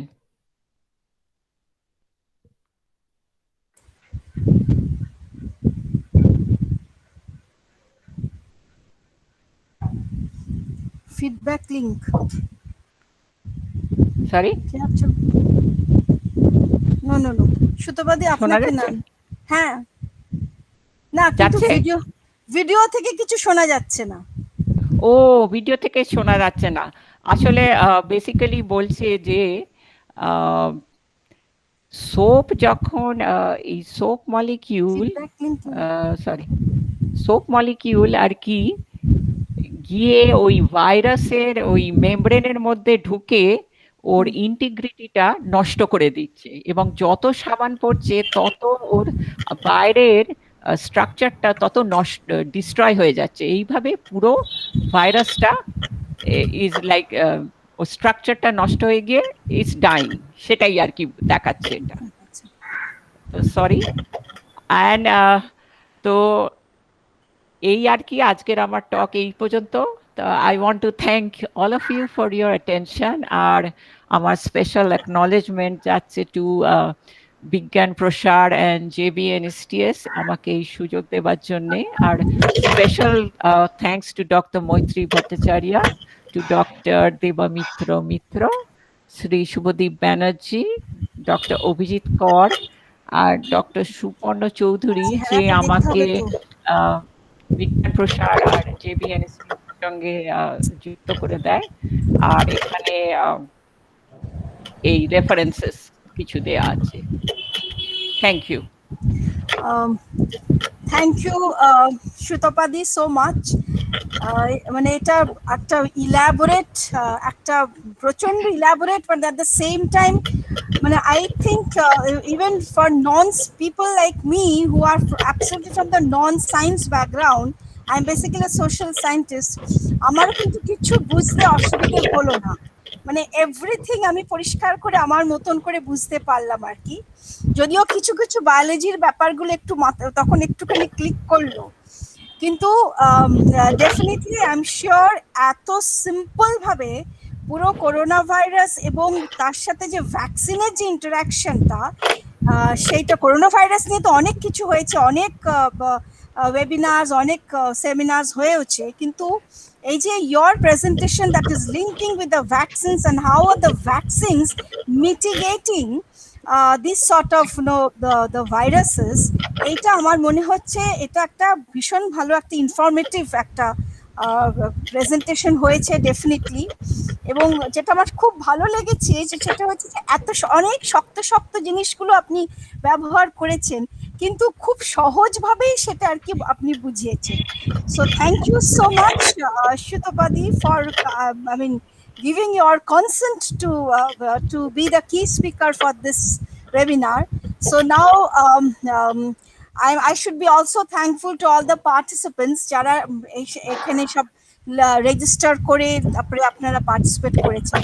তো আমরা কি তাহলে এবার খুলতে পারি? মানে একটু যদি কারোর কোনো প্রশ্ন থাকে তাহলে ওনারা একটু সুতপা থেকে তাহলে একটু প্রশ্ন করতে পারেন আর কি। আশিস কিছু বলবে? Ashis has raised a hand. হ্যাঁ, মানে এত সিম্পল আর অসাধারণ মানে লেকচারের জন্য ধন্যবাদ। আমার একটা কোশ্চেন আছে, যে সোপের ব্যাপারটা তো মানে বুঝলাম, এই আমরা যে alcohol base hand sanitizer use করি, হাউ এফেক্টিভ ইট ইজ, হ্যাঁ মানে এটা কিভাবে কাজ করে? এটাও ওই একইভাবে কাজ করে, এখানেও ওই অ্যালকোহল এসব আছে, তো এটাও একইভাবে কাজ করে অ্যান্ড ইট ডিস্ট্রয়স। কারণ আমরা যখন বাইরে যাচ্ছি আমাদের কাছে তো ওই সাবান জল এসব পাচ্ছি না, it is temporary, it will help, but hand sanitizer দিলেও আমাদের সবাইকে অ্যালার্ট থাকতে হবে যে ওই মুখে চোখে হাত না চলে যায় আর কি। ইট ডাজ রিমুভ, কারণ অ্যালকোহল আছে। আচ্ছা, থ্যাংক ইউ। আরেকটা প্রশ্ন আছে অ্যাকচুয়ালি আমরা ইমিউনিটি সিস্টেমটাকে আমরা ডেভেলপ করছি, আমরা আর্টিফিশিয়ালি স্পাইক প্রোটিনটা আমাদের শরীরে ঢুকিয়ে। আমার একটা প্রশ্ন হচ্ছে যে তাহলে যখন অ্যাকচুয়াল SARS-CoV-2 ভাইরাসটা তার স্পাইক প্রোটিন নিয়ে আমাদের শরীরে ঢুকছে, তাহলে কেন আমাদের ইমিউনিটি সিস্টেম তৈরি হচ্ছে না, মানে সেই অ্যান্টিবডি গুলো কেন তৈরি হচ্ছে না? একটু রিপিট করবে দেবমিত্রা কোয়েশ্চেনটা, আরেকবার রিপিট, কারণ এই সাউন্ডটা ভালো আসছিল। আচ্ছা, কোয়েশ্চেনটা যিনি করেছেন একটু রিপিট করবেন কাইন্ডলি। হ্যাঁ, আমি বলছি যে আমরা আর্টিফিশিয়ালি করছি কি স্পাইক প্রোটিন আমাদের শরীরে ঢোকাচ্ছি, তার ফলে আমাদের ইমিউনিটি সিস্টেম তৈরি হচ্ছে, আমাদের অ্যান্টিবডি তৈরি হচ্ছে, তার ফলে আমরা ইমিউন হচ্ছি अगेंस्ट SARS-CoV-2।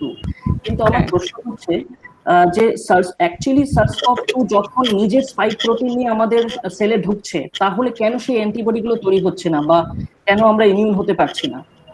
ও, যখন আসল করোনা ভাইরাস ঢুকছে তখন কেন আমাদের এইটা তৈরি হচ্ছে না? কারণ তখন যে তারা যখন ঢুকে তারা এত পরিমাণে মাল্টিপ্লাই করছে যে আমাদের সেলকে তারা কাবু করে দিচ্ছে, বুঝতে পারছেন? এটা একটা তফাৎ আছে। কিন্তু যখন শুধু ওই একটা ছোট্ট একটা স্পাইক প্রোটিন যাচ্ছে, ও তো আর নতুন ভাইরাস তৈরি করছে না। তাই জন্য আমাদের স্টিল ইমিউন সিস্টেমের মানে ক্ষমতা আছে টু ডিল উইথ দ্যাট। হ্যাঁ, কিন্তু মানে কম পরিমাণ স্পাইক প্রোটিন দিয়ে আমরা যে অ্যান্টিবডি তৈরি করছি, তারা কি আমাদের শরীরে যখন অ্যাকচুয়াল SARS-CoV-2 প্রচুর পরিমাণ স্পাইক প্রোটিন নিয়ে ঢুকছে, তাহলে কি আমরা সেটা মোকাবিলা করতে পারবো, মানে আমাদের ইমিউনিটি হ্যাঁ, হ্যাঁ, বি সেলস এরা মানে মিলিয়ন্স অ্যান্টিবডি তৈরি করবে, তো মেমরি তৈরি হয়ে গেছে। ওকে, একবার অ্যান্টিবডি তৈরি হয়ে গেলে এবার আসল ভাইরাস ঢুকলে ব্যাস তাকে অ্যাটাক করবে। ওকে, আচ্ছা, ধন্যবাদ।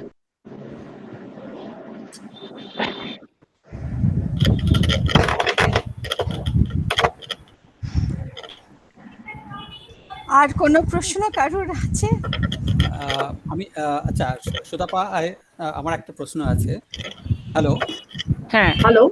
আচ্ছা, ওই যখন স্পাইক প্রোটিনটা মানে হিউম্যান সেলের যখন স্পাইক প্রোটিন অ্যাটাচ হচ্ছে, ওটার মেকানিজমটা কি, মানে কোনোভাবে কি এরকম করা যায় কি স্পাইক প্রোটিনটা যাতে অ্যাটাচ না হয়, সেরকম কোনো মেকানিজম তৈরি করা যায়? হ্যাঁ, সেই মেকানিজম তো যেটা আমরা দেখলাম যে ACE2 ওই প্রোটিনের সঙ্গে ইন্টারঅ্যাক্ট করে ও ঢুকছে, তা এইটাই বন্ধ করছে গিয়ে ওই একই জায়গায় ওই ভ্যাকসিনটা, যেটা আমাদের অ্যান্টিবডি তৈরি হচ্ছে, অ্যান্টিবডি যেটা তৈরি হচ্ছে, ওটা ওই সাইটটাকে, স্পাইকের ওই সাইটটাকে গিয়ে ব্লক করে দিচ্ছে। সেটাই তো মেকানিজমটা আমাদের। আচ্ছা, না স্পাইক প্রোটিন বোঝাতে পারলাম? হিউম্যান সেলে অ্যাটাচ হচ্ছে, হিউম্যান সেলে যে অ্যাটাচমেন্টটা।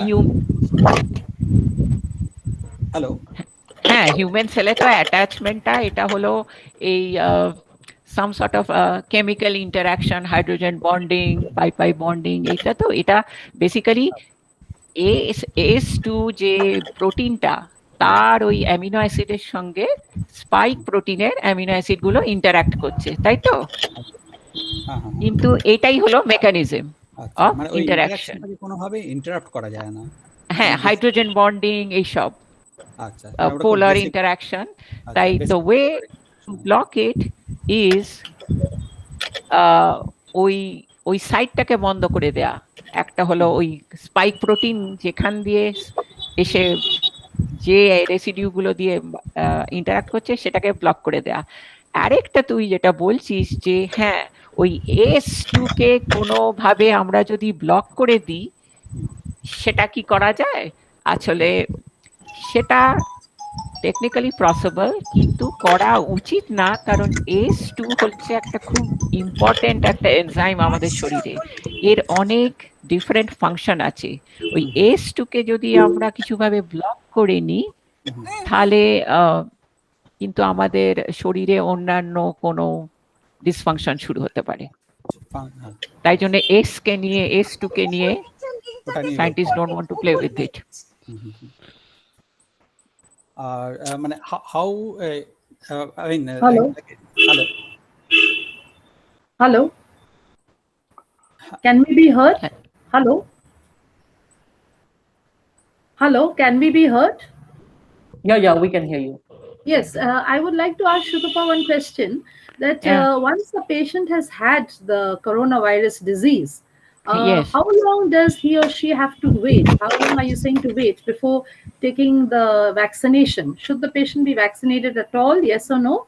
And if yes, what is the time period gap that should be given?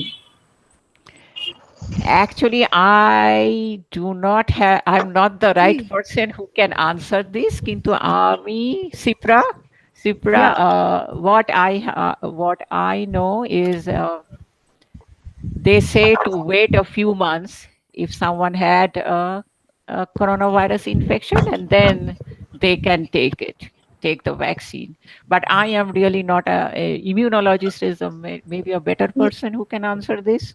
Yes, there's a lot of confusion out here in India regarding this. Also, Yeah. with relating to that, after taking the first dose of the vaccination, what is the time gap that should be kept before the second dose is given? There's another big confusion regarding this too. Yeah. So it varies. Like for that Oxford virus vaccine, they are Yeah, saying yeah. 8 to 12 weeks. For I us, see. the mRNA vaccine is, I Yeah. think, 3 weeks apart. 3 weeks. I And see. now there is a Johnson and Johnson that is a single Yeah. shot. But Yeah. you have to remember, all this is very new. They don't Yes, know exactly. yet how long this Yes, true, effect that's will true. also Yeah, yeah. last. We may Correct. need Right. a booster dose. Right, right. What about the Covaxin? Where do you place the Covaxin in this whole picture? So flu vaccine over here, we have to take that every year, once a No, year. no, no. The Covaxin, Covaxin that is made in India, Bharat Scientific. Oh, Uh, the Covaxin. yes, Right. yes. The one that was produced So, in India through Bharat Scientific with yeah. the National So Institute what's of. your question about the Covaxin? What Like exactly? there is a lot of controversy that about the efficacy of the various vaccines, and we are Yes. reading about various percentages, etc., etc. And now there is a theory that the Covaxin is efficacious against the UK strain, whereas the Covishield is not. So, what do you have to say? Can you throw some light on this? So, it all depends on what those clinical trials are saying. But we still have a long way to go, I Yeah, would yeah, think, yeah. because this virus will keep mutating. Even if someone Yes, claims correct. that today their vaccine is good, Mm. tomorrow it may become inactive because the virus has mutated to Mutated, such a thing exactly. that that one is no longer effective. Right, See? right, right. Thank you so And much. companies, I think, some companies do make these big claims, and I Yes, am no yes. expert. I cannot say how much of this is true or not. Like, my background is structural biology. Dr. Doctor Thank you Sutapa so much, Shutapa. Thank you so much. Doctor Sutapa ঘোষকে আমি একটুখানি বলবো কয়েকটা কথা।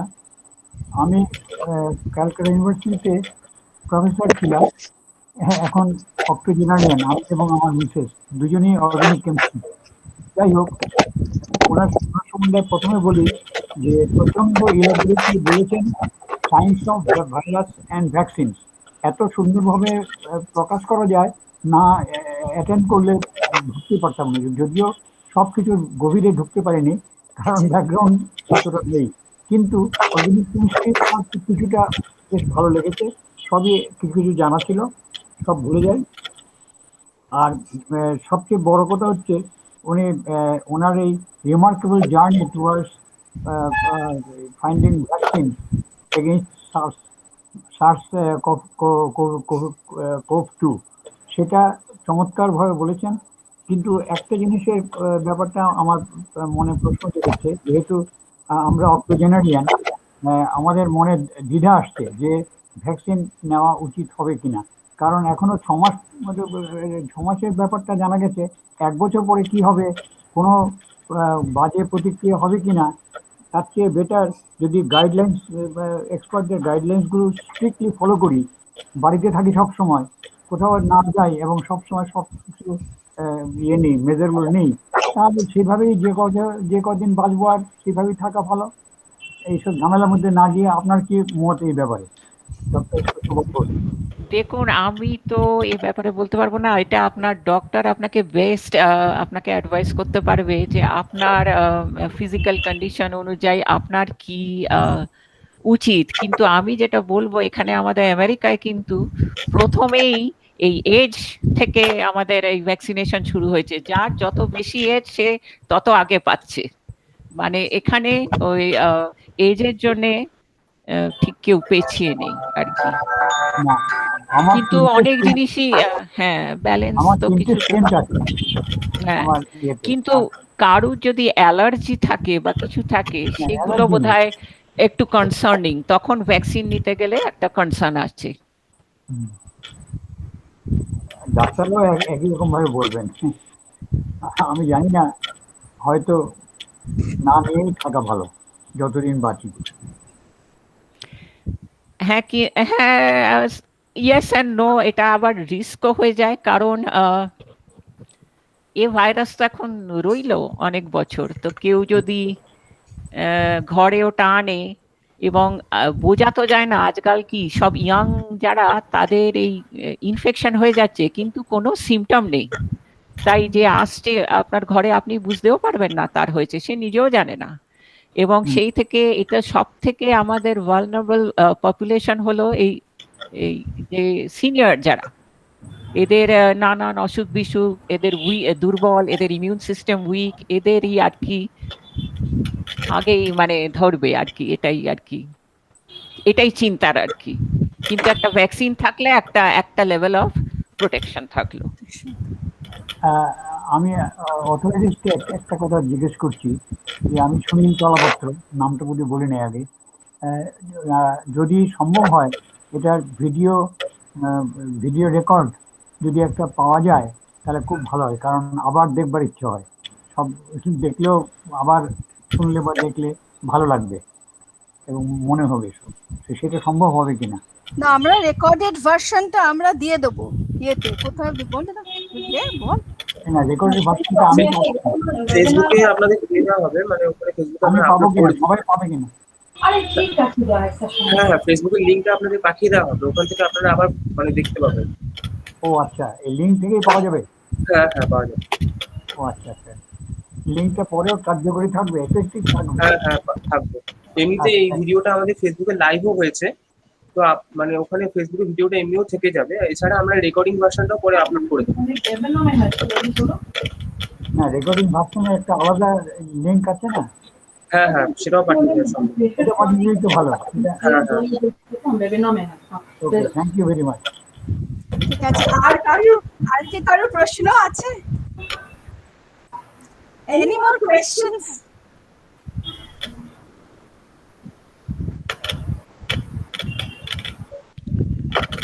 Okay, then so Shutopadi, so I think আমাকে চিনতে পাওয়া যাচ্ছে? হ্যাঁ হ্যাঁ হ্যাঁ, আচ্ছা, তাহলে আমার এই প্রসঙ্গে একটাই প্রশ্ন আছে, যে তাহলে কি আমরা হার্ড ইমিউনিটি কোনোদিনই পৌঁছতে পারবো না? ঘর থেকে কি কোনোদিন বেরোতে পারবো না? হার্ড ইমিউনিটি থেকে হার্ড ইমিউনিটি কোনোদিনই পাবো না, বিকজ ভাইরাস ইজ মিউটেটিং। হ্যাঁ হ্যাঁ, হার্ড ইমিউনিটি ইভেনচুয়ালি তো হবেই, নিশ্চয়ই হবে। Because the virus is mutating, so হ্যাঁ, even with the vaccine, is it possible to reach the herd immunity? I think so. Eventually, yes. In several years, yes, Eventually. হবে। হ্যাঁ, Several R years, but not ইন্ডিয়াতে in যেটা India. বলে, আমি যেটা পড়ছি, ইন্ডিয়াতে খুব ইয়াং পপুলেশন, এবং ওরা যা স্টাডি দেখেছে যে মেজর যে মেট্রোপলিটন গুলো, ওখানে ওরা অ্যান্টিবডি টেস্ট করে দেখেছে যে মানে অ্যাবাউট 50 to 60% হয়ে গেছে। সো একটা বোধহয় 95% দরকার, বাট ইভেনচুয়ালি হবে। Yes, I would think so. No, but the virus is mutating, as you say. So that means one vaccine may not be effective against the other strains. So if it is not effective against the other strains, then what is the use of vaccine, or maybe there I don't is know. use. We have to wait. No, there is a big use. এটা তো একটা initial আমাদের protect করছে, কিন্তু এবার বুঝুন যে যেহেতু আমরা এখন ভ্যাকসিন তৈরি করার টেকনোলজিটা তো আমরা এস্টাবলিশ করে ফেলেছি, এবার তো খুব সিম্পল, ওটাকে টুইক করে একটু চেঞ্জ করে এমআরএনএটাকে একটু চেঞ্জ করে এগেনস্ট দ্য নিউ ভেরিয়েন্টের এগেনস্ট এ নিউ ভ্যাকসিন। আমাদের এখানে যেটা হয়, এই যে আমাদের এই দেশে প্রত্যেক বছর ফ্লু হয়, আর ফ্লু ইজ মিউটেটিং, এবং এভরি ইয়ার ওরা ওই ভ্যাকসিনটাকে টুইক করছে, they are making certain changes to the vaccine. তো এখন আমরা বলবো we are in a very good position, because আমরা টেকনোলজিতে এবার এস্টাবলিশড হয়ে গেল, এবার ফাইন চেঞ্জেস, ফাইন টিউনিং, ওই যেই ভাইরাস মিউটেট করছে ওটা ওর জিনোম, ওটা সিকোয়েন্স জেনে যাচ্ছে, তো and then it's just a matter of months to get a new one. Thank you. Thank you. So, Shutapadi, I think I don't think there are any more questions. So So thank now, you, thank you Yeah. everyone for joining. আমি দেখছি আমার বাড়ির school কলেজের অনেক বন্ধুরা এসেছে, and thank you friends. Thank you so much, Thank you. Shubhaba. Thank you. Same That was a to great you. presentation. We loved you. we loved your speaking, and at the same time hearing your voice. It's a wonderful, really Yeah. wonderful. Yes. Thank you. Thank Yeah, you. we were in school together.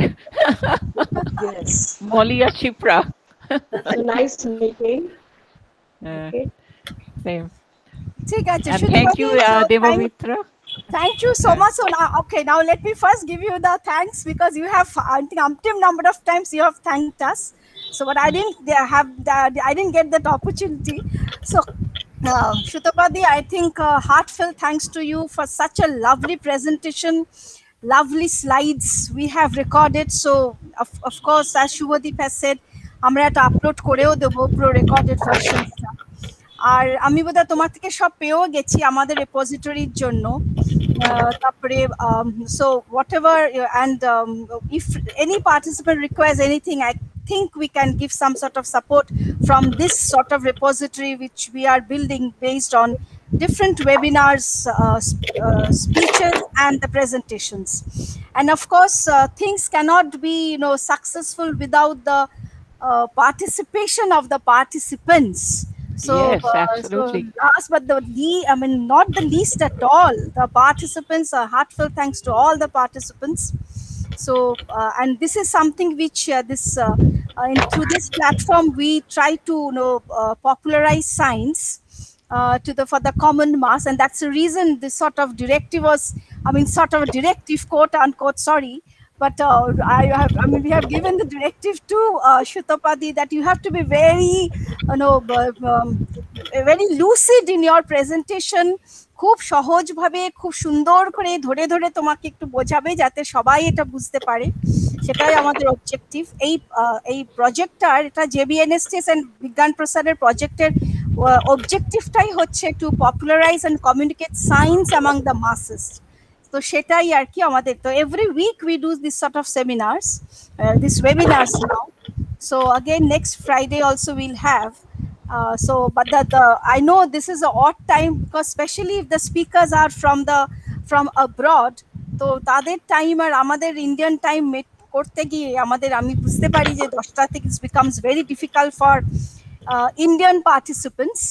But anyway, it's difficult for this abroad participants in the foreign countries also. But somehow we manage, because we also did with one of the topics with Shuparno Chaudhary on science and cartoons, and this is the second one with Shutapadi.